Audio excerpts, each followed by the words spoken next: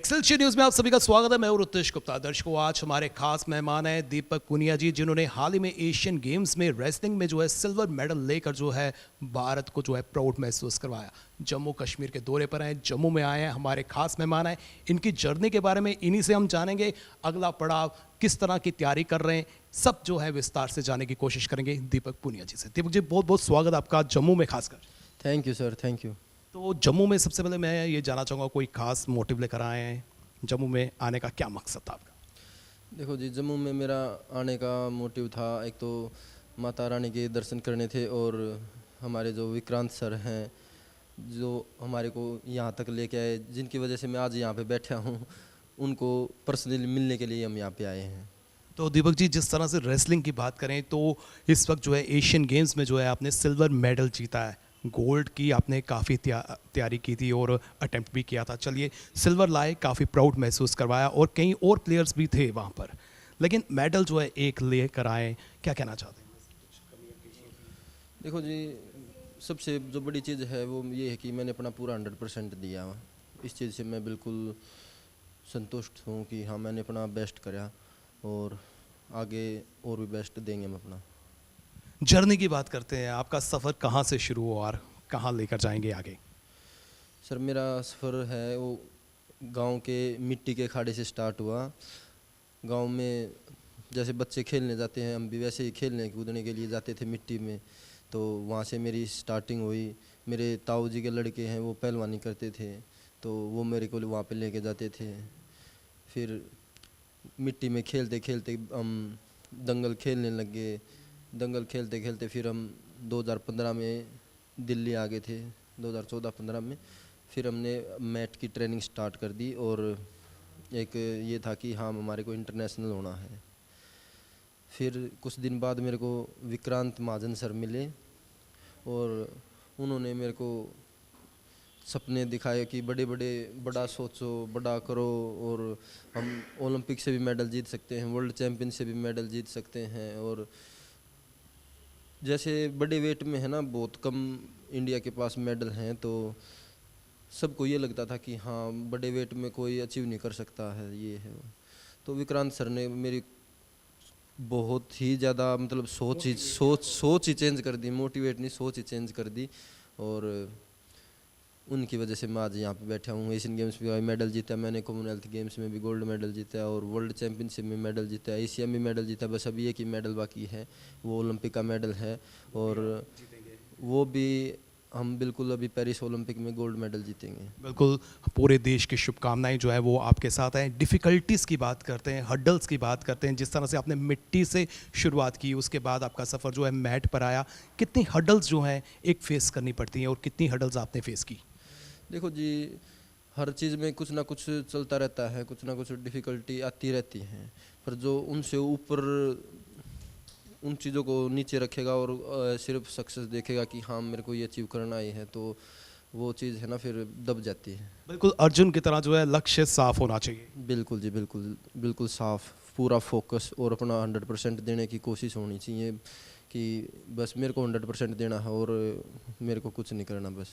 भारतवर्ष की बात करें, यहाँ पर कई तरह के खेल खेले जाते हैं। रुझान की बात करें तो निस्संदेह रेसलिंग में भी मेडल्स आ रहे हैं, लेकिन कहीं ना कहीं आपको लगता है कि अभी रुझान जो है इसमें कम है, इसमें जो है और प्रमोट करने की आवश्यकता है? देखो जी, प्रमोट तो काफ़ी सभी प्रमोट हैं और अभी मेडल भी अच्छे आ रहे हैं हमारे, पर एक चीज़ है, वो चीज़ ये है, हमारी सोच है कि हमारी सोच में ये रहता है कि मेडल जीतना है। तो हमारी सोच अगर ये हो जाए ना कि हमारे को गोल्ड मेडल जीतना है, तो फिर तो बड़ा ज़बरदस्त हो जाएगा और सभी की सोच चेंज हो जाएगी। तो गोल्ड मेडल का रंग तो बिल्कुल आपको पता ही है, गोल्ड मेडल का और मेडल में काफ़ी अंतर होता है। एक चैम्पियन तो चैम्पियन होता है ना। गोल्ड मेडल आप अवश्य जो है वो जीतेंगे और मेहनत आप लगातार कर रहे हैं, तो कितनी मेहनत लगती है, हार्ड वर्क जो है बहुत ज़रूरी है और कितना अभ्यास आप करते हैं, कितने घंटों का जो है ये परिश्रम होता है? सर, हम 3 घंटे मॉर्निंग में ट्रेनिंग करते हैं और 2.5-3 घंटे शाम को, तो 6 घंटे लगभग हमारी ट्रेनिंग हो जाती है। और सबसे बड़ी चीज़ है कि हम रूटीन में जो रहते हैं, अखाड़े में ही हम रहते हैं, अपने घर भी बहुत कम ही जाते हैं, तो वो सबसे बड़ी चीज़ है। काफ़ी त्याग परिश्रम करना पड़ता है, एक जगह रहना और अपने आप को मतलब कंट्रोल में रखना, वो चीज़ सबसे बड़ी है, वो मेहनत से भी बड़ी चीज़ है। डिसिप्लिन, अनुशासन बहुत ज़रूरी है। और जो नए नए युवा आ रहे हैं, नए नए प्लेयर्स आ रहे हैं, उनको मोटिवेट करने के लिए आप क्या कहना चाहते हैं? किस तरह से जो है इस खेल के प्रति जो है आप उन्हें खींचना चाहेंगे? सर मैं यही कहना चाहूँगा कि जितने भी युवा हैं वो उनको सभी को स्पोर्ट्स में घुसना चाहिए, वो चाहे कोई भी हो, रेसलिंग हो, बॉक्सिंग हो, कबड्डी हो, कोई भी हो, XYZ कोई भी गेम हो, और उस पर फिर अपना पूरा समर्पित हो जाना चाहिए कि हाँ मेरे को एक गोल लक्ष्य बनाना चाहिए कि हाँ मेरे को ये अचीव करना है, और बड़ा बड़ा गोल क्रिएट करना चाहिए कि हाँ मेरे को भी ओलंपिक का गोल्ड मेडल जीतना ही है, तो फिर हम पीछे नहीं रहेंगे, पूरा देश बहुत ऊपर जाएगा हमारा। जैसे कि इंफ्रास्ट्रक्चर की बात करें तो इंफ्रास्ट्रक्चर को लेकर कई बार जो है सवालिया निशान लगते रहे हैं, तो आपके नज़रिए में क्या इंफ्रास्ट्रक्चर प्रॉपर है या अभी भी कुछ कमियां नज़र आती हैं इंफ्रास्ट्रक्चर को लेकर? देखो सर, हमारी रेसलिंग का जो है वो तो अभी ऐसा कोई किसी चीज़ की कमी नहीं है, अभी अलग अलग गेम हैं तो किसी में किसी चीज़ की ज़रूरत पड़ती है, किसी को किसी चीज़ की ज़रूरत पड़ती है, तो बंदे की अगर सोच अच्छी होगी ना और बिल्कुल सच्चे मन से ये होगा कि हाँ मेरा गोल है, तो वो वहाँ पे तक ज़रूर पहुँचेगा। मैं पर्टिकुलर रेसलिंग की बात करना चाहूँगा। जिस तरह से कबड्डी में कबड्डी लीग हमें देखने को मिल रही है, क्रिकेट में IPL देखने को मिल रहा है, क्या कुछ ऐसे कदम भी उठाने की आवश्यकता है ताकि जो रेसलिंग है वो भी ज़्यादा से ज़्यादा इसको बढ़ावा मिले? सर बिल्कुल, हमारी भी प्रो होती थी, प्रो रेसलिंग होती थी, वो भी काफ़ी दिन से कोविड के टाइम आया तो तब बंद हो गई थी, तो अभी बोल रहे हैं शायद फिर से स्टार्ट कर रहे हैं अभी, तो अगर स्टार्ट होती तो बहुत फ़ायदा होगा, हमारे सभी रेसलर है, काफ़ी कंपटीशन मिलेंगे, बाहर के रेसलर यहाँ पे आएंगे, उनके साथ खेलने के मौका मिलेगा हमारे को, तो वो फिर हम टूर्नामेंट खेलेंगे, उसमें हमारे को बहुत फ़ायदा मिलेगा। खेलों की जब भी प्रतियोगिता होती है तो डोपिंग भी एक इशू बन जाता है, तो डोपिंग को लेकर क्या कहना चाहेंगे? डोपिंग को लेके हम यही कहेंगे कि ये जो स्टेरॉइड वगैरह है इन सब से दूर ही रहना सबसे बड़ी बात यही है, क्योंकि काफ़ी आजकल हो रहा है ये डोप में, छोटे छोटे बच्चों को भी कई बार ये हो जाता है कि पॉजिटिव है, तो सुन के थोड़ा अजीब सा लगता है, तो इन सब चीज़ों से अपना पूरा डाइट प्लान का ख्याल रखना चाहिए, हम पता होना चाहिए कि हम क्या खा रहे हैं, अभी कोई भी बहका देता कि ये खा लो, इससे काफ़ी अच्छा रिजल्ट आएगा, तो बिना गाइडलाइन के कुछ भी चीज़ नहीं लेनी चाहिए और मिसगाइड नहीं होना चाहिए। अब आखिर में आपका लक्ष्य क्या है? मेरा लक्ष्य है अभी 2024 पेरिस ओलंपिक में गोल्ड मेडल जीतना। अपील क्या करना चाहते हैं जो युवा आपको देख रहे हैं, जिनकी इंस्पिरेशन आप बन चुके हैं, उनसे आप क्या कहना चाहते हैं? मैं सभी का तहे दिल से धन्यवाद करना चाहता हूँ, पहले तो कि जो इतना प्यार मेरे को मिल रहा है पूरे देश से, इतना सम्मान मिल रहा है, उसके लिए मैं सभी को थैंक यू बोलना चाहता हूँ। और प्रधानमंत्री से भी आपको मिलने का मौका मिला, तो कैसा मोमेंट था ये?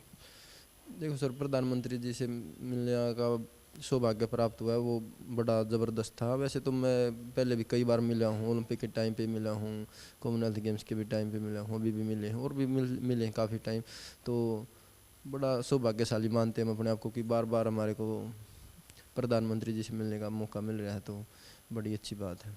बहुत बहुत शुक्रिया दीपक जी, आपने हमें समय दिया। जी हाँ, ये हैं एशियन सिल्वर मेडल विनर जो जम्मू आए, माता वैष्णवी के उन्होंने दर्शन किए हैं और नवरात्रे भी चल रहे हैं, और हमारी शुभकामनाएं हैं कि अब अगला इनका जो भी पड़ाव है उसमें ये गोल्ड मेडल लेकर आएँ और पूरे देशवासियों को प्राउड महसूस करवाएं। दीपक जी के मेडल जीतने में विक्रांत जी का कहीं ना कहीं हाथ ज़रूर है, आइए इन्हें से जाने की कोशिश करते हैं। विक्रांत सर, बहुत बहुत स्वागत है आपका भी एक्सेलशियर न्यूज़ में। तो जिस तरह से दीपक जी ने पूरे देश को प्राउड महसूस करवाया, सबसे पहले कैसा लगा आपको? जी, बहुत गर्व हुआ, और साथ ही एक ये भी एहसास हुआ कि अभी हमें बहुत काम करना है, क्योंकि भारत में हम अक्सर थोड़ा सा मीडियोकर अचीवमेंट से संतुष्ट हो जाते हैं। तो दीपक और मैं अक्सर एक दूसरे को याद दिलाते हैं, खुशी बहुत है लेकिन संतुष्टि नहीं है, क्योंकि अभी हमें बहुत कुछ अचीव करना है। आपको लगता है कि गोल्ड भी जीत सकते थे? बिल्कुल बिल्कुल, इनका गोल हमेशा गोल्ड ही है, और हम एक मोटिवेशनल प्रोग्राम पे काम कर रहे हैं, गोल इज़ गोल्ड, जिसमें हर खिलाड़ी जिनको हम मोटिवेट करते हैं उनको स्पेसिफिक ये गोल किया जाता है कि हमने गोल्ड के लिए जाना है, और ये 5 साल से हम इस प्रोग्राम पे काम कर रहे हैं। किस तरह से आप मोटिवेट करते हैं दीपक को और अन्य स्पोर्ट्समैन को?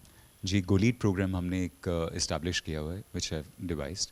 उसमें उसके 5 अंश हैं। पहला गोल है, दूसरा उसके लिए रिस्ट्रेंट है कि आपको सैक्रिफाइसेस करने पड़ेंगे अपनी पर्सनल लाइफ में, कि बिना सेक्रीफाइसेस किए हम वो टॉप गोल को अचीव नहीं कर सकते। तीसरा ट्रेनिंग है ऑब्वियसली, और चौथा है सुपर पॉजिटिव रहना। तो यदि आप दीपक को देखेंगे या अन्य कुछ खिलाड़ी जो जो हमारे साथ हैं, तो कभी इनके बारे में कोई नेगेटिव या कंट्रोवर्शियल न्यूज़ आप नहीं पाएंगे। ना ये सिस्टम या एडमिनिस्ट्रेशन के खिलाफ या किसी भी इंसान के खिलाफ कभी कोई नेगेटिव न्यूज़ नहीं करते। जो रेसलिंग में आपने देखा बहुत सारा अभी एटमॉस्फेयर था, तो वो बड़ा इंपॉर्टेंट है कि हम सब पॉजिटिव रहें और पॉजिटिविटी को लेकर अपने गोल की तरफ लेके जाएं, और पांचवा है वो गोल कंप्लीट करें और नया गोल सेट करें। जब भी हम गोल अपना सेटअप करते हैं, कहीं ना कहीं हम डाइवर्ट हो जाते हैं। इस डाइवर्जन से बचने के लिए क्या कदम उठाने चाहिए? वहीं पे स्टेप नंबर 2 है कि सैक्रिफाइस करना। मान लीजिए जैसे इनका है कि सोशल मीडिया, एक मान लेते हैं, तो इन्होंने डिसाइड किया कि मैं पेरिस ओलंपिक्स तक पर्सनली अपने सोशल मीडिया चेकिंग, स्क्रोलिंग या पोस्टिंग से दूर रहूँगा। तो इन्होंने ये किसी और को दे दिया कि आप मेरा देखिएगा, मैं फ़ोन को हाथ भी नहीं लगाऊंगा। तो वो क्या होता है कि वो रिस्ट्रेंट जो है आपको ब्रेन को फोकस करने में बहुत हेल्प करता है। तो मैं सबसे यही निवेदन करूँगा, आप कोई भी गोल सेट करें तो जब तक आप उसके लिए विल पावर बनाएं, और विल पावर बनाने के लिए आपको सैक्रिफाइसेस करना बहुत ज़रूरी है। नेक्स्ट स्टेज में कहाँ देखना चाहते हैं आप? जी डेफिनेटली ओलंपिक चैम्पियन 2024 में, 2028 में multiple Olympic champion, world champion, multiple world champion. Of course Asian games में अभी अधूरा है वो काम, कॉमनवेल्थ गेम्स का गोल्ड जीत चुके हैं। तो जैसे नीरज कर रहे हैं और बहुत गर्व है हमें कि नीरज चोपड़ा गोल्ड जीत रहे हैं, तो वैसे ही मेरा इनसे भी एक निवेदन है और पूरा हमारा फोकस ये है कि हम गोल्ड जीतें। तो गोल इज़ गोल्ड, यही हमारा मैसेज है और इसी पे हम फोकस रहते हैं। जनरल मासेस के लिए कोई संदेश?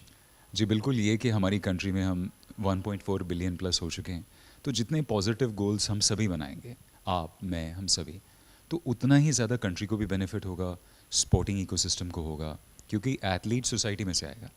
तो सोसाइटी में हम लोग पॉजिटिव गोल्स बनाएं और पॉजिटिवली एक्सप्रेस करें, ट्रोलिंग कम करें और एक दूसरे को पॉजिटिवली थोड़ा सपोर्ट करने की कोशिश करें, तो बहुत ज़्यादा हमारी कंट्री में पोटेंशियल है और वो ज़रूर फुलफिल होगा।